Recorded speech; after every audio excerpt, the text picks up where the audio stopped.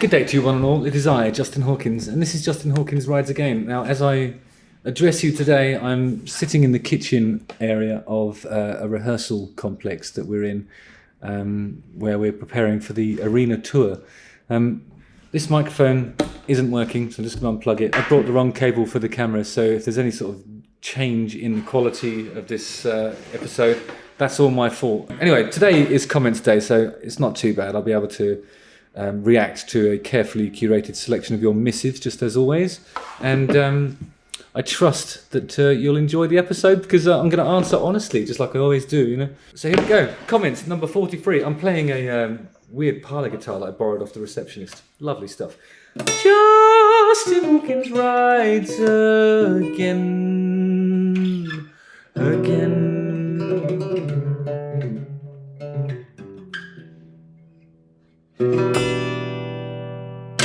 If you hear any sort of banging and scraping and stuff happening in the background, that will be the crew packing everything down, ready for the first show in Cardiff on Saturday. Oh, it's going to be so much fun. Chester Scott with another super thanks says, "Head said break, but my heart cried never" is one of the greatest lyrics ever written, in my opinion. Thanks, Chester. I'll tell you what that's based on. Some years ago, I was asked to audition for Dancing Near the Ice. Not on the ice itself, because that would be really dangerous, especially with my lack of skating knowledge. And I thought, well, that's not good enough. I want to skate on the ice and also dance whilst skating. So I decided to buy some inline skates, and I live on a hill. And I thought, well, baptism of fire. You know, I just go from the top of the hill down. And as I started to gain momentum, my daughter cried out, "Daddy, Daddy, break!" And I turned around and went, "Never!" And then crashed in a heap at the bottom of the hill. And I thought that I'd injured my arse so badly, it felt like one of my arse cheeks had actually come off, the blood was pulsating, my whole body was shaking. It was not pretty. So I haven't actually skated since then, not because I'm frightened, but because I realised that I have no talent, aptitude for it, or indeed inclination to keep doing it. Next question from Chester is, was Open Fire written with the intention of having that different vocal style, or that it had, or did it just happen on the day because it fit better? We had that piece of music for a long time, and the only way we could find a bit of singing that would complement it was if I sang in that character, and that's how the sort of demo came together.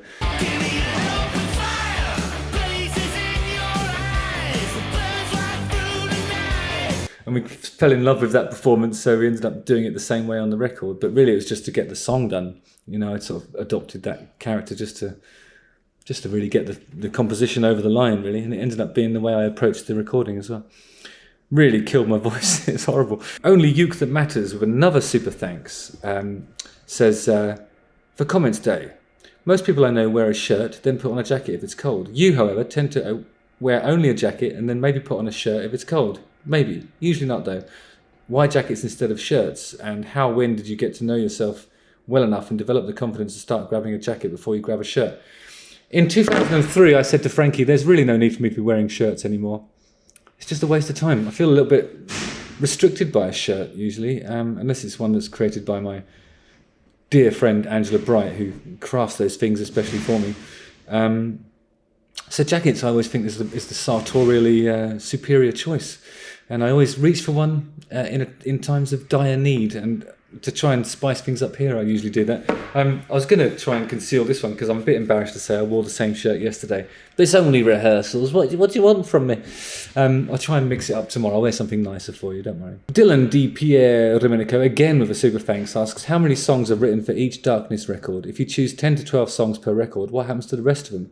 Do they get repurposed down the line, or are they moments in time put in the vault and left to quietly die alone, never heard, lonely?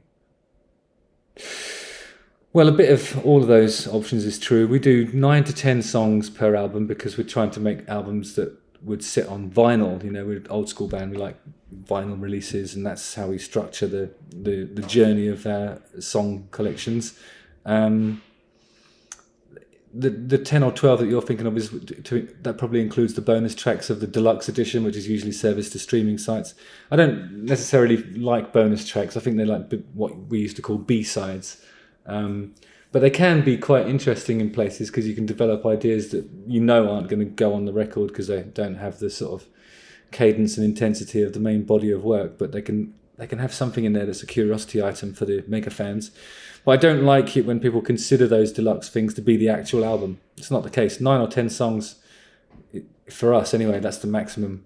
Anything beyond that, and usually we come up with about 30 ideas at the beginning, whittle them down to about 15 that we develop properly, and the ones that turn out the most darknessy are the ones that go on the record. The other ones are the interesting B-sides, stroke bonus tracks. But they're B-sides, really, don't tell anybody. Kendrick Watterson with another super thanks says, what's your opinion of Yngwie Malmsteen? I thought you two could be incredible together. I love the way Yngwie Malmsteen always plays a 1971 Olympic White Stratocaster, and he's probably got millions of them. I've actually got one of those guitars and they're great. His ones are scalloped a bit so that you don't have to press so hard to get, the fret, especially up in the upper regions. I think the whole board is scalloped. It means that in between the frets they've sort of carved out a little scoop there. So when you just need to get the string to touch the fret, and then you get the sound that you want. And it's a really light style of playing. So he's modified those guitars, but I really love that particular guitar. And also I love his billowing shirts, of course. He's obviously sartorially brilliant. Gaz Tyson says, Justin, now you're a proper YouTuber. When are we getting the merch? We need to represent the best channel on YouTube with a kiss. Thanks, Gaz. Appreciate that. Well, funnily enough, we have appointed some folks to help us with the designs of said merch, and we'll put that stuff on sale just as soon as we're ready to do so. I'm glad to read that there's demand for it, even if it's just from you guys. You'll be the most stylish YouTube enthusiast on the block, as it were. So yeah, good luck. SW says, brilliant chat between two of my favourite YouTube types. Please, sir, can I have more long-form chats? Yes, indeed, SW. It will be a pleasure for me to do that for you. Yeah, that's it. R. Ferguson echoes that sentiment slightly and says, I'm barely even into this interview, and my answer to your question, do we want more long-form content, is a resounding yes. Pretty sure I speak for scores of others when I say that too. That's honestly my only complaint about your content, is that I wish it was longer. You really are highly entertaining.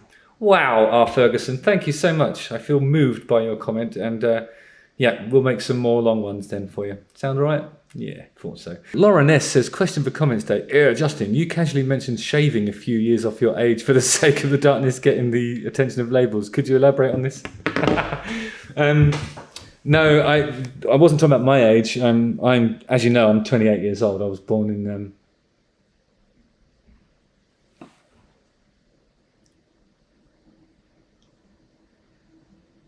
1995.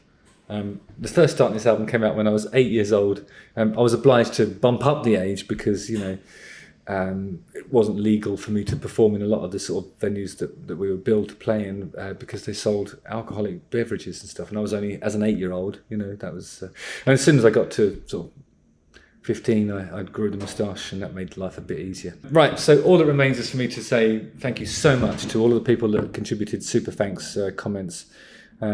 I really appreciate the support.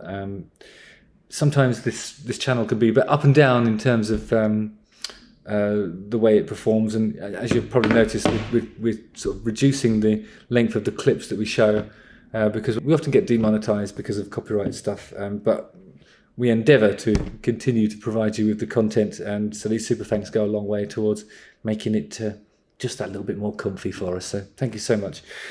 Kelly Foreman, thank you. Colin 654, Emma Young, Tamaracade, Gen81, Jay Clemens, Chris Johnson, Tony Carey, Fabian Fisher, Dylan D, Caden Sedona, Brad Walsham, Elijah Brown, Only Use That Matters.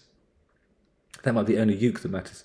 Rafa Carrillo, Doug Schramm, Sarah Crozier, Keith Pratt, Tyler J, and Reed Jorgensen. Once again, thank you so much. I really appreciate it. And all that remains for me to do now is sing the theme tune. Don't forget to carry on commenting, and if you have any observations that you'd like me to react to, I'll certainly endeavour to do that in the next episode of Comments, which will be the 44th one. Amazing stuff. Justin Hawkins writes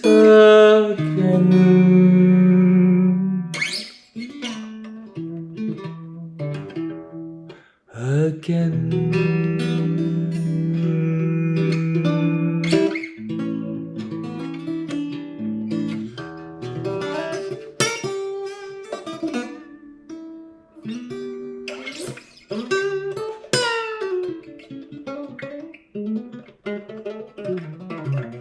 Don't forget to like, subscribe, hit the bell for notifications. Watch one of these 2 videos and keep coming back. Nice one. Love this guitar. Yeah! No, just practice that later. All right, cheers.